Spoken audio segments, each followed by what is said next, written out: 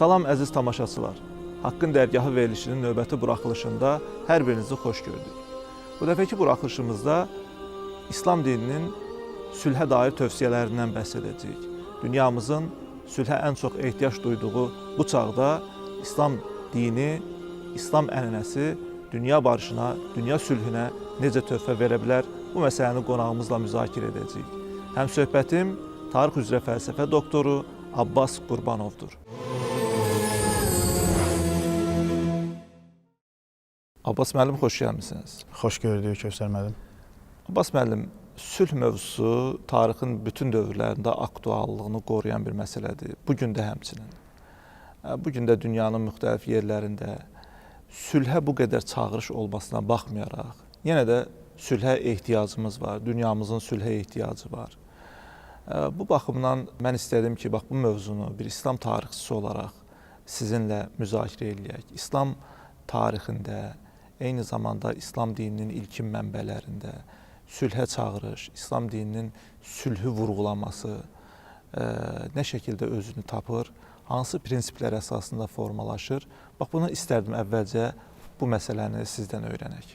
İslam dininin təməli elə sülh və barışdan ibarətdir. Onun ki, İslam kəlməsinin mənası bir ərəbcədəki olduğu kimi bir mənası əgər barışdırsa, sülhdürsə, digər mənası da təslim olmaqdır. Ona görə ki, eyni kökdən gələn sözdürlər. Ümumiyyətlə, bu din insanları barışa çağırır, başqa bir din insanları barışa çağırmır deyə bir şey yoxdur. Ümumiyyətlə, bütün səmavi dinlərin ən prinsip etibarı ilə qəbul edilən bütün ideologiyaların hər birisi insanları sülhə, barışa, dostluğa, ədalətə, əxlaqa, xoşbəxtçiliyə dəvət edən bir prinsiplərdir ki, İslam dini də bunun kimidir.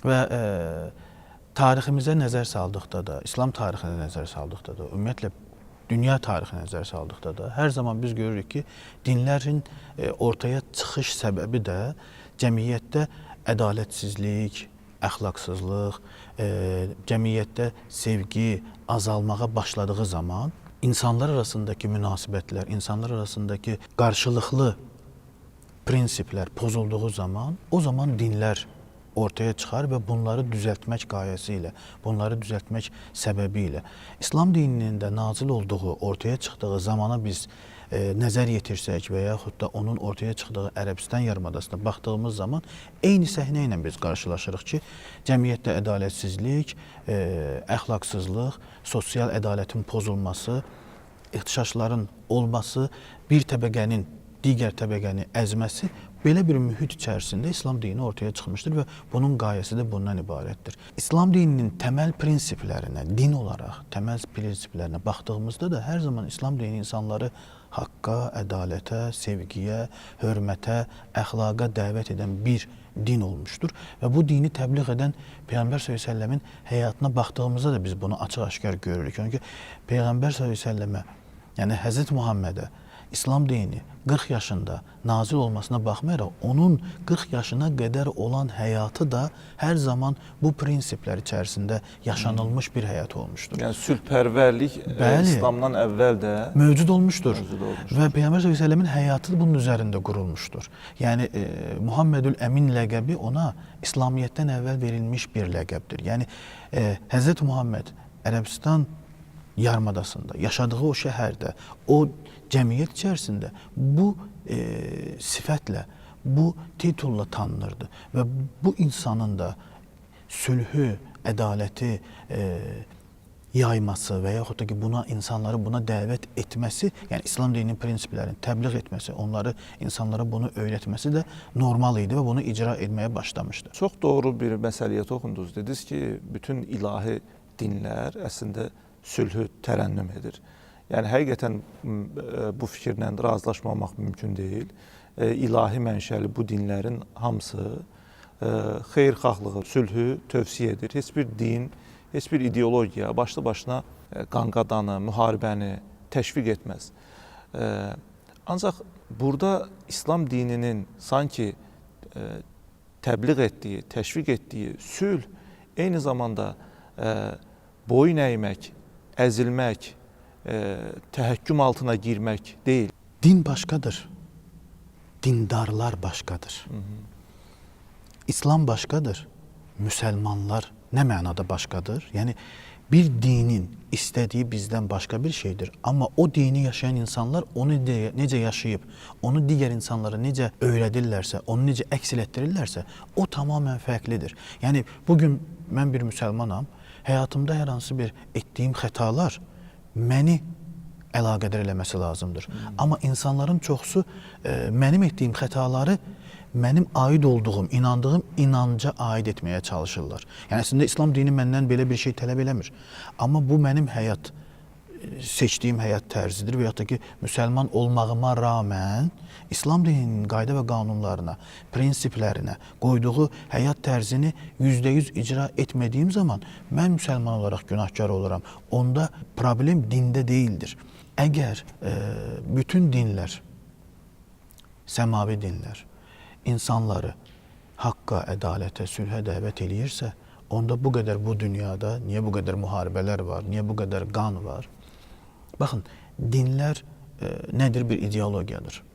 Dinlər öz ətrafında yüzləri, minləri, milyonları toplama gücünə, qüvvəsinə sahib bir faktordur. Bunu hər kəs qəbul eləyir. Və çox-çox təəssüf ki, tarixə nəzər saldığımızda hər zaman dinlər hər hansı bir siyasi oyunlar üçündə hər zaman ən gözəl vasitə olub, ondan istifadə ediblər və bu istifadə etmələr çox-çox təəssüf ki, o dinin nümayəndələrinin və yaxud da o dinin üzərinə atılıb və buradan hər hansı bir dini ideologiyanın sanki sizin dediyiniz kimi qan-qədanı, müharibələri təbliğ edirmiş və yaxud da ki, müharibəyə sövq edirmiş duyğuları, fikirləri ortaya çıxır.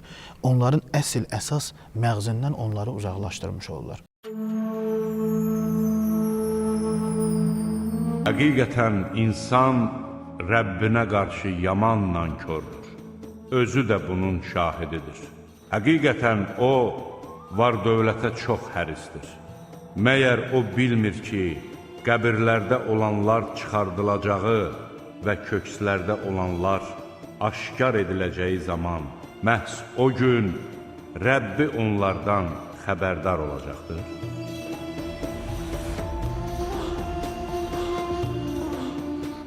Biz İslam dininin sülh dini olduğunu bilirik. Bunu sadəcə bizim bilməyimiz yetmir. Dünyada da tarixən də İslam dini bir sülh dini olaraq ortaya çıxıbdır. İndi onun tarixi cəhətlərinə, tarixi nümunələrinə gələrik yenə orada. Amma xüsusilə son əsrdə İslam dini üzərinə dediyiniz o bayaq sadaladığınız məqamlar ki vardı, o səbəblə İslam dininin sanki zorakılığı, şiddəti, radikalizmi təbliğ etdiyi, terrorizmi eyni zamanda terrorizmi təbliğ etdiyi böyük media quruluşları vasitəsilə açıq və ya üstüörtülü şəkildə dilə gətirilir, ifadə olunur. Həmişə bu kontekstdə baxırsınız ki, bir müsəlman ölkəsinin harada bir belə savaş varsa, harada bir zorakılıq varsa, şiddət varsa, bir terror hadisəsi varsa, o kadrların içərisində bir müsəlman ölkəsinin adı keçir. Və bu da istər-istəməz həm müsəlman dünyasında, həm də dünyanın geri qalan hissəsində, xüsusilə gənclər arasında belə bir fikrin formalaşmasına səbəb olur ki, bütün bu mənfi, negativ hadisələr İslam ölkələrindən çıxır. Məsələni bilənlər dediyiniz kimi bunu şəxslərə bağlaya bilirlər. Amma məsələnin fərqində olmayanlar bunu birbaşa dinlə əlaqələndirirlər. Bax, istərdim ki, bu barədə də biraz daha geniş müzakirə edəsiniz. İslam dinini bilənlər Quran-ı Kərimdən bir nömrəli qaynağı İslam dininin Quran-ı Kərimdir. Oradan öyrənirlər. Eyni zamanda Peyğəmbər s.ə.v-in həyatı, yəni Peyğəmbər s.ə.v-in sünnəsi, yaşadığı həyat tərzi, getdiyi yol bizim üçün, biz müsəlmanlar üçün ikinci ana qaynaqdır. Və biz Peyğəmbər s.ə.v-in həyatına yenə də nəzər saldığımızda, onun dövründə və ondan sonraki müəyyən bir zamana qədər olan dönəmlərdə Peyğəmbər s.ə.v hər zaman insanların insan olaraq bir-birlərinə qarşı hörmətlə yanaşmasını təşviq eləyib və bunu insanlara öyrədib. Ən yaxınında bir zamanlar ona olmadıq işgəncələri verən insanlar belə bir gün İslam dinini qəbul edəndə əvvəlki münasibətlərin hamısını silib. Bəli. Və yaxud da Peyğəmbər s.ə.v Məkkəni fəth etdiyi zaman orada yaşayan Məkkəlilər bir zamanlar olmaz işgəncələr veriblər Peyğəmbər s.ə.və də, ona inanan insanlara da. Özlərini düşünürdülər ki, müsəlmanlar Məkkəni fəth etdikdən sonra bizim hamımızı qılıncdan keçirəcəklər. Peyğəmbər s.ə.v tam bunun əksinə. Xeyr, öz evində oturan, çölə çıxıb bizə qılınc qaldırmayan hər kəs azaddır. Onlara heç bir etiraz olunmayacaq, onlara heç bir işgəncə edilməyəcək. Və İslam ordusu, İslam əskəri nə zaman harasa gedirdisə, onlara Peyğəmbər s.ə.v-in tövsiyələri var. Yolda hər hansı bir ağacı qırmayacaqsınız, heyvanı öldürməyəcəksiniz, yaşlılara, qadınlara, uşaqlara toxunmayacaqsınız. Sizə qarşı silah, qılınc qaldıranlarla sadəcə onlara etiraz edəcəksiniz, onlarla döyüşəcəksiniz. Və hər bir şəxsin inandığı inancını, öz dinini yaşamasına nə edəcəksiniz? İmkan verəcəksiniz. Baxın, bizim örnək almamız gərəkən həyat tərzi, düşüncə tərzi budur. İslam dininin əsas qayəsi, məqsədi yaradılanı sev, yaradandan ötürü düşüncəsindən kənarlaşdırıldı, uzaqlaşdırıldı. Hətta o yerə gəldi, çatdı ki, yəni bir zamanlar tarixən biz məzhəblər arası problemlərin yaşandığının şahid olmuşuq və bunların da yenə də siyasi məqsədlərlə və yaxud da ki, müəyyən çevrələrin istəkləri ilə əmələ gəldiyini artıq məzhəb deyil də ibadətlərdə belə fərqli ritualları yerinə yetirən insanlar bir-birlərinə nəinki mən də müsəlmanam, sən də müsəlmansan, yox. Sənin etdiyin ibadət, belə bir ibadət İslam dinində yoxdur. Sən kafirsən, sən nə bilim İslamdan deyilsən, sən müsəlman deyilsən, düşüncələri belə ortaya çıxdı. Yəni qeyri inanan insanların arasında deyil, İslam dininin bir dinə, bir kitaba, bir peyğəmbərə, bir qibləyə yönələn və ibadət edən insanların arasında. Və bu ən inanılmazı da, ən dəhşətlisi də budur. Və İslam ölkələri içərisində, müsəlmanlar arasında elə bir düşüncələr, o radikal, o fanatizm düşüncələri yayıldı ki, var olan dəyərləri, əsl dəyərləri biz baxdıq. İndi məsələn, bugünkü günümüzdən həmən illərə baxanda görürük ki, demək ki, məqsəd var olan tarixi, min illər ərzində gələn dəyərləri yox etmək idi və buna da nail oldular. İslam cəmiyyətlərinin ümumilikdə o ana kütləsi, əsas kütləsi bu Peyğəmbərin, bax İslam dininin və Peyğəmbərindən bizə gələn əsas o xətt üzrə davam edilibdir. Harda ki, müəyyən qədər boşluqlar, müəyyən qədər hakimiyyət boşluğunun olduğu yerlər və ya sosial problemlərin baş göstərdiyi ölkələrdə, bax bunlar bir yerdən sonra özünü göstərməyə başlayıb. Mədinə vəsiqəsi deyilən, siz tarixçi olaraq bunu gözəl bilirsiniz. Bəlkə də sülhün və insanpərvərliyin ən gözəl nümunələrindən biridir. Və o nümunə tarix boyunca İslam cəmiyyətlərində davam edib və onun elə bil ki, izlərini biz də İslam dövlətlərinin, İslam cəmiyyətlərinin ən güclü olduğu dövrlərdə belə əyani olaraq həyata keçirilir. Bax, istərdim ki, bax, bu mövzuya da toxunasınız qısaca. Ümumiyyətlə, İslam tarixinə biz nəzər saldığımızda həm şəhər mədəniyyətinin, həm də bir dövlət idarəsinin özünə məxsus xüsusiyyətləri var. Onların ilk başlanğıcını biz Mədinə ilə başladırıq. Tarixə nəzər saldığımızda, mən bunu hər zaman qeyd edirəm, Peyğəmbər s.ə.v Mədinəyə hicrət etdikdən sonra orada mən bir dövlət qurdum.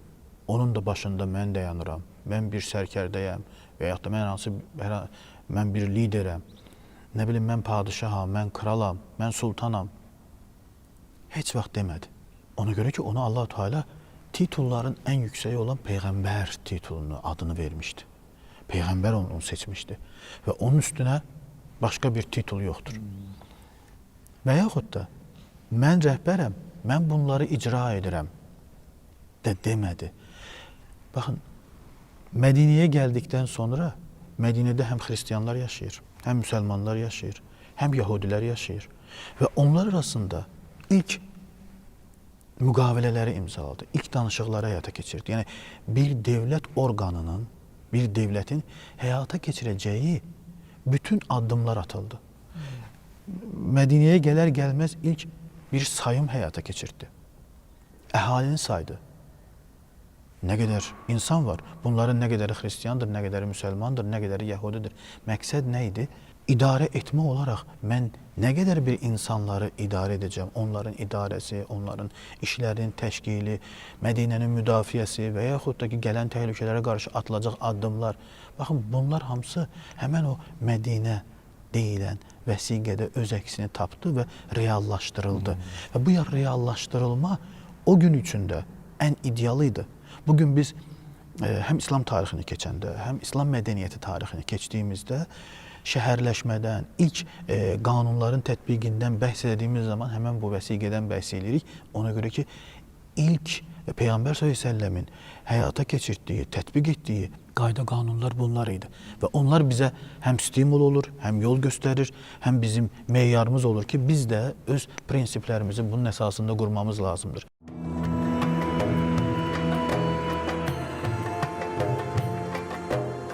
Allahın sizi torpaqdan xəlq etməsi onun dəlillərindəndir.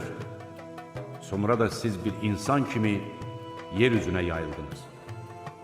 Ünsiyyətdə rahatlıq tapasınız deyə sizin üçün özünüzdən zövcələr yaratması, aranıza məhəbbət və mərhəmət salması da onun dəlillərindəndir. Həqiqətən bunda düşünənlər üçün ibrətamiz dəlillər vardır. Göylərin və yerin yaradılışı, dillərinizin və rənglərinizin müxtəlifliyi də onun dəlillərindəndir. Həqiqətən bunda bilənlər üçün ibrətamiz dəlillər vardır. Gecə və gündüz yatıb dincəlməyiniz, onun lütfünü axtarmağınız da onun dəlillərindəndir. Həqiqətən bunda eşidən kəslər üçün ibrətamiz dəlillər vardır.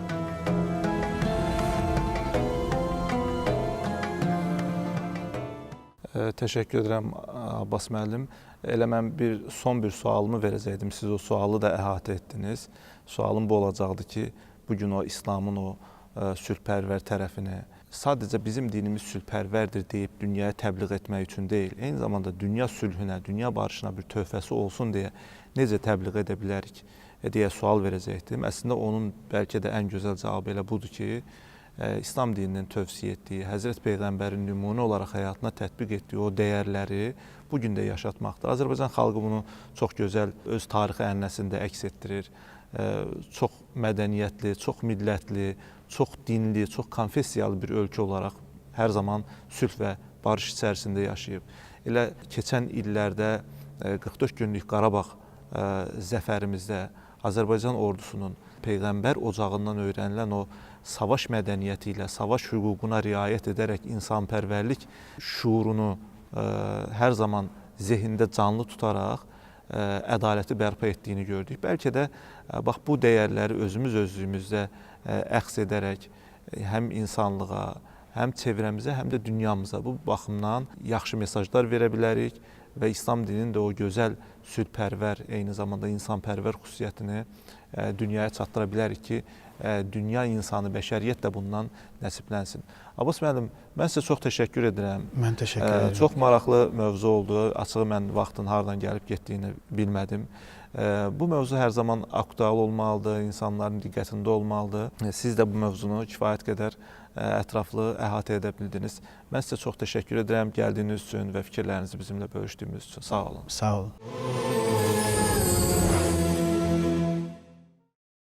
Əziz tamaşaçılar, bu dəfəki buraxılışımızda İslam dininin sülhə verdiyi töhfədən bəhs etdik.